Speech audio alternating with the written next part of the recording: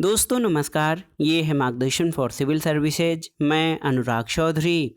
दोस्तों, नागरिक शास्त्र अथवा राजनीति विज्ञान के महत्वपूर्ण प्रश्नों के एग्जाम बूस्टर श्रृंखला में इस वीडियो में प्रस्तुत है पाश्चात्य राजनीतिक विचारकों से संबंधित महत्वपूर्ण प्रश्नों का रिवीजन, जो आपके आगामी विभिन्न परीक्षाओं जैसे TGT, PGT, ELT grade, government inter college प्रवक्ता, गवर्नमेंट डिग्री कॉलेज, उच्चतर शिक्षा असिस्टेंट प्रोफेसर, केंद्रीय विद्यालय संगठन और नेट जेआरएफ आदि परीक्षाओं के लिए बहुत ही उपयोगी है।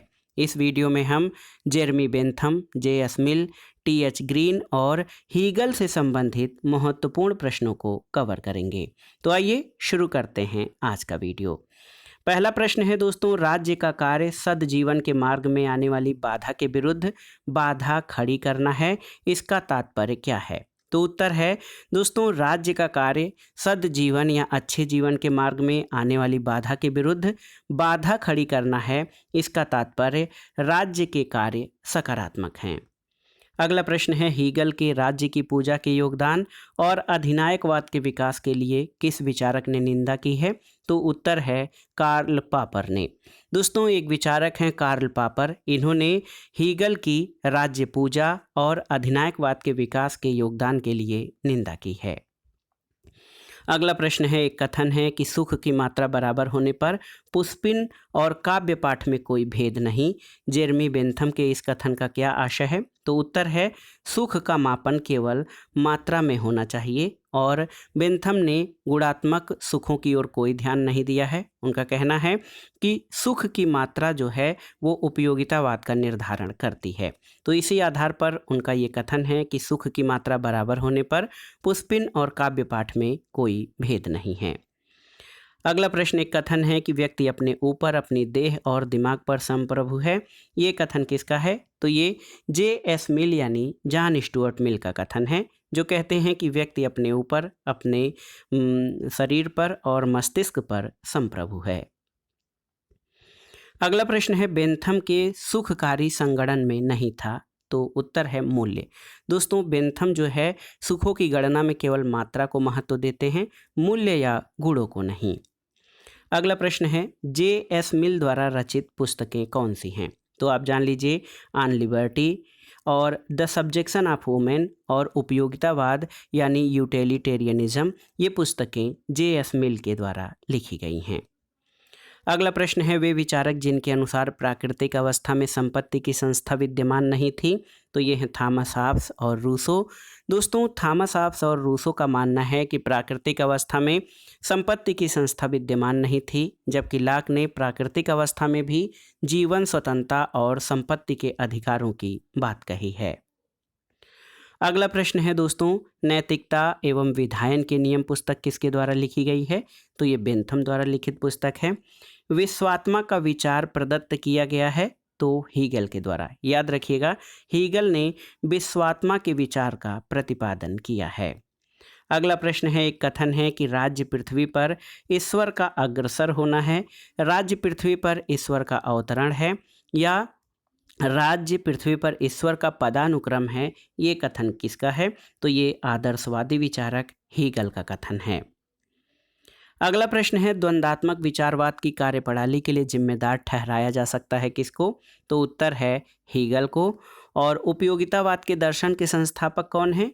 तो जेरमी बेंथम। दोस्तों, इनको उपयोगितावाद के दर्शन का संस्थापक माना जाता है।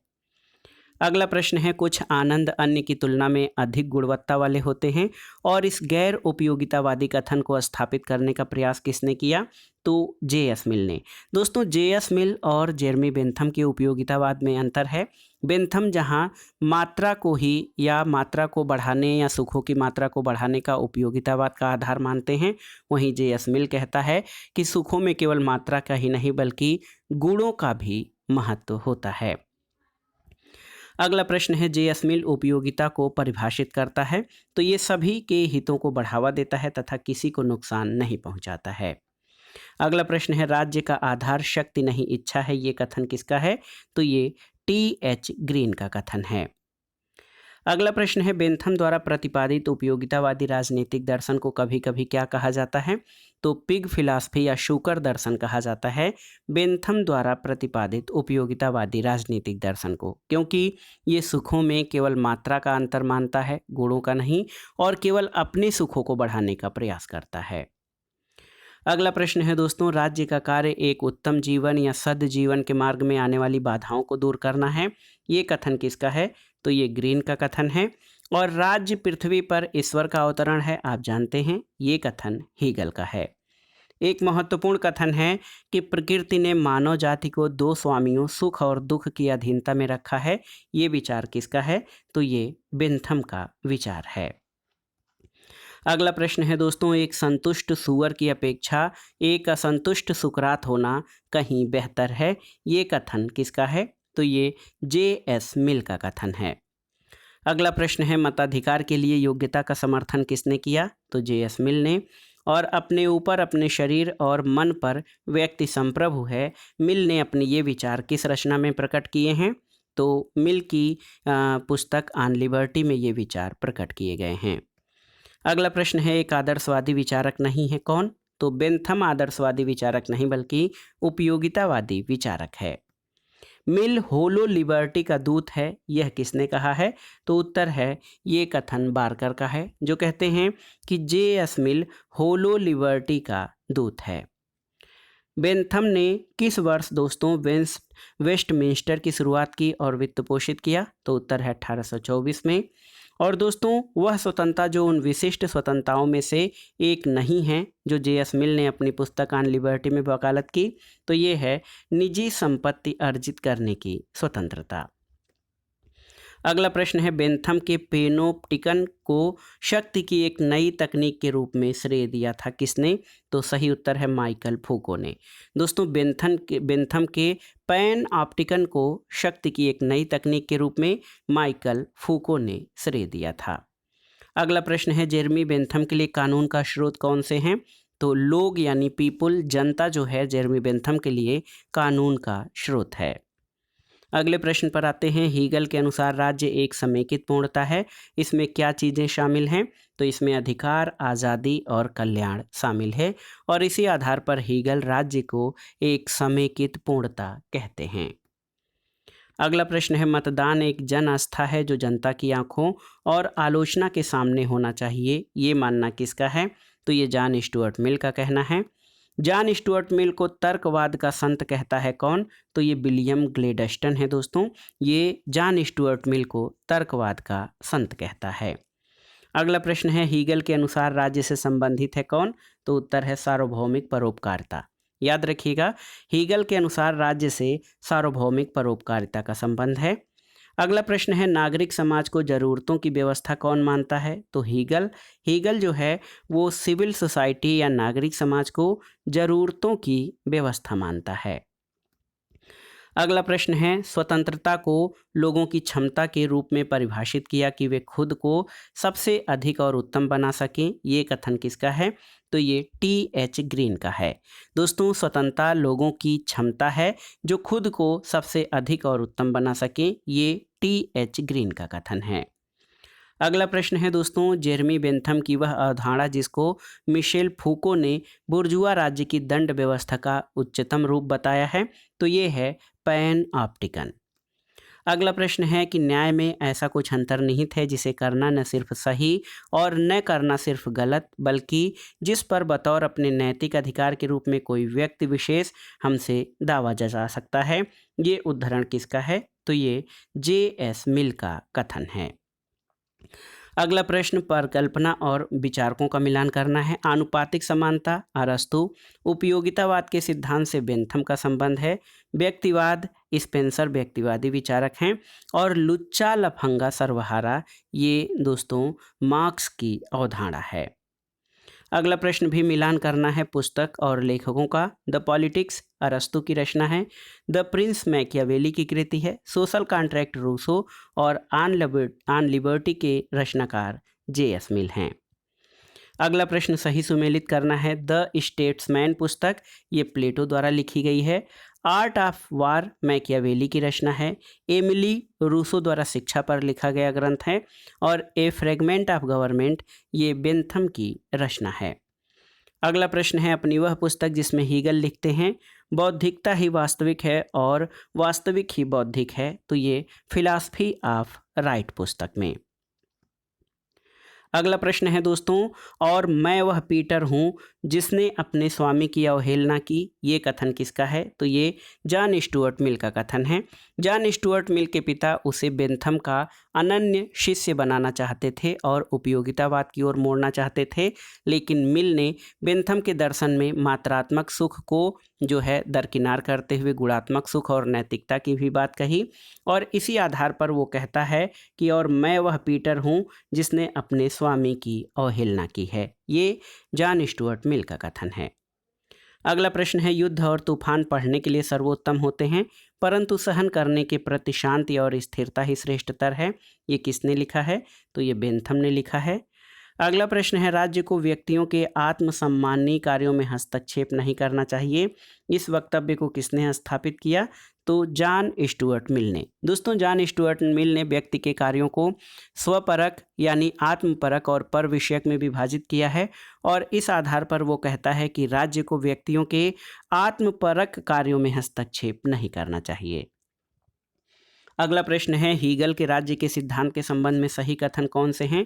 तो राज्य एक महासंस्थान है, ये ईश्वर की पृथ्वी पर गति है, यह अपने आप में साध्य है और यह किसी नैतिक कानून द्वारा नियंत्रित नहीं होता है, क्योंकि यह स्वयं नैतिकता का सृजन करता है। ये सभी कथन हीगल के राज्य संबंधी सिद्धांत के बारे में सही हैं, और हीगल एक आदर्शवादी विचारक है जो राज्य को दोस्तों साध्य मानता है। अगला प्रश्न है, मानव चेतना स्वतंत्रता की कामना करती है, स्वतंत्रता में अधिकार शामिल हैं और अधिकार राज्य की मांग करते हैं, ये कथन किसका है? तो ये ग्रीन के संबंध में ये कथन बारकर का है। अगला प्रश्न है, आत्मपरक यानी स्व-विषयक और परात्मपरक यानी पर विषयक आचरण के मध्य किसने अंतर किया है? तो जे.एस. मिल ने। अगला है दोस्तों, युद्ध हितकर है क्योंकि इससे देश प्रेम और राज्य भक्ति की भावना की पुष्टि होती है, ये विचार किसका है? तो ये हीगल का कथन है। और वह विचारक जिसने महिला मताधिकार का प्रबल समर्थन किया है, जे.एस. मिल ने। पैन ऑप्टिकन आदर्श उदाहरण है किसका? तो यही पैन ऑप्टिकन जो है बेंथम के विचारों में आता है, ये जेल का आदर्श उदाहरण है। अगला प्रश्न है, शिक्षित लोगों को ही मताधिकार देने का समर्थक है, तो जे.एस. मिल। जे.एस. मिल ने सार्वभौम वयस्क मताधिकार का समर्थन नहीं किया है। अगला प्रश्न है दोस्तों, दंड और पुरस्कार के द्वारा समाज सुख की वृद्धि करना ही सरकार का मुख्य उद्देश्य है, ये कथन जेरेमी बेंथम का है। वह विचारक जिसने आधुनिक पाश्चात्य राजनीतिक चिंतन में नागरिक समाज की अवधारणा को सबसे पहले प्रस्तुत किया, ये हैं W.F. हीगल। अगला प्रश्न है, राज्य को लोगों की संस्कृतियों की सामूहिक चेतना के मूर्त रूप के रूप में देखा गया है, T.H. ग्रीन ने। और बेंथम के दर्शन की आलोचना पिग फिलॉसफी या शूकर दर्शन कहकर किसने किया है? तो एक विचारक हैं कार्लाइल, इन्होंने बेंथम के दर्शन को शूकर दर्शन कहकर उसकी आलोचना की है। एक पुस्तक है द फिलॉसफी ऑफ राइट, ये किसके द्वारा लिखी गई है? तो ये हीगल के द्वारा लिखित पुस्तक है। अगला प्रश्न है, वह विचारक जिसने मनुष्य के कार्यों का प्रेरकत्व सुख और प्राप्ति और दुख से बचाव की इच्छा को माना है, तो जेरेमी बेंथम ने। द फिलॉसफी ऑफ हिस्ट्री पुस्तक के लेखक कौन हैं? तो हीगल की रचना है द फिलॉसफी ऑफ हिस्ट्री। और राजनीतिक हित के लिए एक व्यक्ति एक वोट के सिद्धांत को किसने प्रोत्साहित किया? तो जेरेमी बेंथम ने। अगला प्रश्न है दोस्तों, जेरेमी बेंथम की पुस्तक an introduction to the principles of morals and legislation कब प्रकाशित हुई थी? तो 1789 में। और जेरेमी बेंथम जो है किस प्रकार के विचारकों में शामिल है? तो उत्तर है, जेरेमी बेंथम को उपयोगितावादी विचारक कहा जाता है। अगला प्रश्न है, बेंथम के अनुसार प्रकृति ने मनुष्य को दो शक्तिशाली स्वामियों के नियंत्रण में रखा है, उसके नाम क्या हैं? तो ये हैं सुख और दुख। अगला प्रश्न है, उपयोगितावाद के दर्शन के संस्थापक कौन हैं? तो जेरेमी बेंथम हैं। और द प्रिंस किसकी सर्वोत्कृष्ट रचना है? तो याद रखिएगा, निकोलो मैकियावेली की। अगला प्रश्न है, जॉन स्टुअर्ट मिल ने अधिकतम व्यक्तियों के अधिकतम सुख का सिद्धांत प्रतिष्ठित किया, किस आधार पर? तो उत्तर है नैतिकता के आधार पर। और सार्वजनिक वयस्क मताधिकार का विरोधी कौन है? तो जे.एस. मिल ने दोस्तों सार्वजनिक वयस्क मताधिकार का विरोध किया है, क्योंकि वो सभी को मताधिकार देने की वकालत नहीं करता है। अगला प्रश्न है, व्यवस्थापिका को अधिक जन प्रतिनिध्यात्मक बनाने के लिए जे.एस. मिल ने संस्तुति की है किसकी? तो बहुत ही महत्वपूर्ण प्रश्न है, आप जान लीजिए दोस्तों। बहुत ही महत्वपूर्ण प्रश्न है कि व्यवस्थापिका को अधिक जन प्रतिनिध्यात्मक बनाने के लिए जे.एस. मिल ने आनुपातिक प्रतिनिधित्व, महिला मताधिकार और शिक्षितों के लिए बहुल मताधिकार या एक से अधिक वोट की वकालत की है। अगला प्रश्न है, अधिकतम व्यक्तियों के अधिकतम सुख का सिद्धांत किसने प्रतिपादित किया? तो बेंथम ने। और देखिए, पुष्पिन उतना ही अच्छा है जितना कि कविता, इस विचार का उपहास किसने किया? तो पुष्पिन उतना ही अच्छा है जितना कि कविता, ये बेंथम का विचार है, लेकिन इस विचार का उपहास जे.एस. मिल ने किया है। अगला प्रश्न है, आनुपातिक प्रतिनिधित्व का प्रबल समर्थक कौन था? तो जे.एस. मिल था। और सुखवादी दर्शन में ईसाई मानवतावादी मूल्य का परिचय किसने करवाया? तो बेंथम ने। अगला प्रश्न है दोस्तों, सही सुमेलन करना है। स्वेच्छावाद रॉबर्ट नाजिक, उपयोगितावाद जेरमी बेंथम, सिविल सोसाइटी का विचार हीगल और स्वराज की अवधारणा गांधी के द्वारा प्रतिपादित है। इस तरह से आप सही सुमेलन कर सकते हैं। अगला प्रश्न एक कथन है कि सार्वजनिक कल्याण विधायक का ध्येय होना चाहिए, ये कथन किसका है? तो ये बेंथम का कथन है। और उपयोगितावाद के जे.एस. मिल के संशोधित संस्करण का मानवीकरण करने में किसने सहायता की? तो मिल की पत्नी श्रीमती हैरियट टेलर ने। अगला प्रश्न है दोस्तों, वह विचारक जिसका कहना था कि आज्ञा पालन का संभावित शरारत विरोध के संभावित शरारतों से कम है, तो ये बेंथम का कथन है।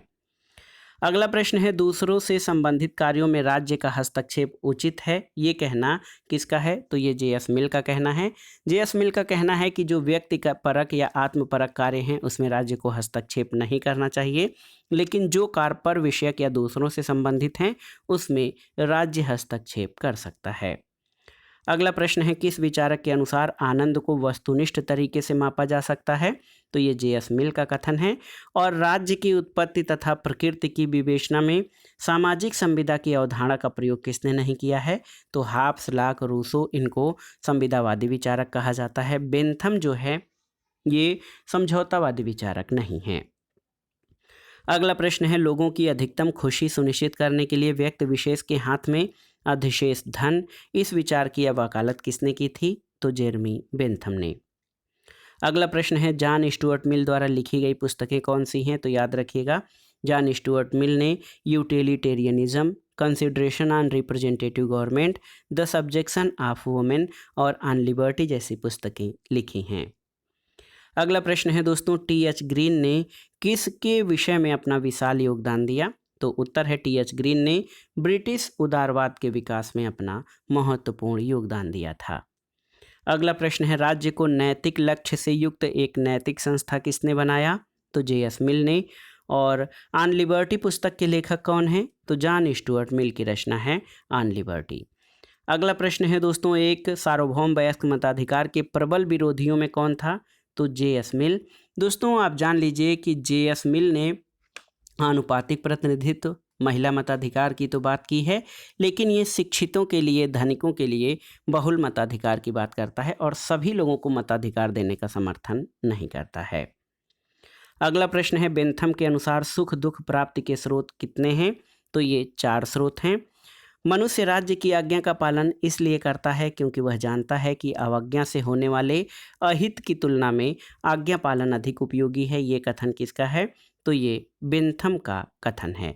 मनुष्य राज्य की आज्ञा का पालन इसलिए करता है क्योंकि वह जानता है कि अवज्ञा से होने वाले अहित की तुलना में आज्ञा पालन अधिक उपयोगी है। अगला प्रश्न है, राजकीय सहायता व्यक्ति के आत्मविश्वास के भाव को नष्ट कर देती है, यह उसके उत्तरदायित्व को दुर्बल बनाती है और चरित्र के विचार को कुंठित करती है, ये कथन किसका है? तो ये जे.एस. मिल का कथन है। अगला प्रश्न है दोस्तों, एक महत्वपूर्ण कथन है कि एक संतुष्ट सूअर से असंतुष्ट सुकरात का जीवन श्रेयस्कर है, ये कथन किससे संबंधित है? तो दोस्तों ये जे.एस. मिल के व्यक्तिवाद से संबंधित है। अगला प्रश्न है कि वह पुस्तक जिसकी रचना बेंथम ने ब्लैकस्टोन की पुस्तक the commentaries on the laws of England की आलोचना करने के लिए की थी, तो ये है ए फ्रेगमेंट ऑन गवर्नमेंट पुस्तक। मिल को एक विरक्त प्रजातांत्रिक या छद्म लोकतंत्रवादी किसने कहा है, तो याद रखिएगा C.L. वेपर ने। दोस्तों मिल को एक अनिच्छुक प्रजातांत्रिक C.L. वेपर ने कहा है। अगला प्रश्न है मनुष्य उपयोगिता की अधिकाधिक वृद्धि करते हैं, ये किसका मानना है, तो ये बेंथम का मानना है। बेंथम का कहना है कि व्यक्ति अधिकतम सुख की प्राप्ति करना चाहता है, इसके लिए वह उपयोगिता की अधिकतर वृद्धि और दुखों की कमी करना चाहता है। अगला प्रश्न है दार्शनिक उग्रवादी अनुयायी थे किसके, तो सही उत्तर है बेंथम के, और बेंथम को जो है दार्शनिक उग्रवाद का प्रवर्तक या समर्थक माना जाता है। अगला प्रश्न है कि हम बेंथम से लेकर आज तक होने वाले ऐसे किसी वैधानिक सुधार को नहीं जानते जिस पर उसका प्रभाव न पड़ा हो, ये कथन किसका है, तो ये हेनरी मैन का कथन है। हीगल की द्वंद्वात्मक विधि कैसी थी, तो प्रतिवाद की समस्या को सुलझाने से संबंधित थी हीगल की द्वंद्वात्मक विधि, और हीगल ने अपने विचारों के जो है विचार और समाज के विकास के लिए वाद प्रतिवाद और संवाद की द्वंद्वात्मक शैली को विकसित किया था। अगला प्रश्न है दोस्तों किसी सभ्य समुदाय के किसी सदस्य के ऊपर अधिकृत रूप में शक्ति का उपयोग करने का एकमात्र उद्देश्य अन्य को नुकसान पहुंचाने से रोकना है, इस बात से कौन सहमत था, तो J.S. मिल। और देखिए दोस्तों एक महत्वपूर्ण कथन है कि मत देने का अधिकार उन्हीं को प्राप्त होना चाहिए जिनमें बौद्धिक योग्यता की एक सुनिश्चित मात्रा विद्यमान है, चाहे वे स्त्री हो या पुरुष, ये कथन J.S. मिल का है। अगला प्रश्न है लोकतंत्र में बहुमत की तानाशाही की अवधारणा किसने अग्रसारित की थी, तो J.S. मिल ने। और आप देखिए कला धर्म और दर्शन केवल रूप में भिन्न हैं, इनका ध्येय समान है, ये विचार किसका है, तो ये विचार सार्त्र का है, जो कहते हैं कला धर्म और दर्शन केवल रूप में भिन्न हैं, इनका ध्येय समान है। अगला प्रश्न है वह विचारक जिसने अपने चिंतन में राज्य और समाज में भी भेद नहीं किया है, तो उत्तर है हीगल ने। हीगल अपने चिंतन में स्टेट और सोसाइटी यानी राज्य और समाज में भेद नहीं करते हैं। अगला प्रश्न है दोस्तों रूसो के उपरांत वह दार्शनिक जिसने सामाजिक संविदा की अवधारणा को एक दार्शनिक युक्ति के रूप में प्रयोग किया, तो जॉन रॉल्स ने। दोस्तों जॉन रॉल्स ने अपने न्याय संबंधी सिद्धांतों के प्रतिपादन के लिए सामाजिक संविदा सिद्धांत का सहारा लिया है।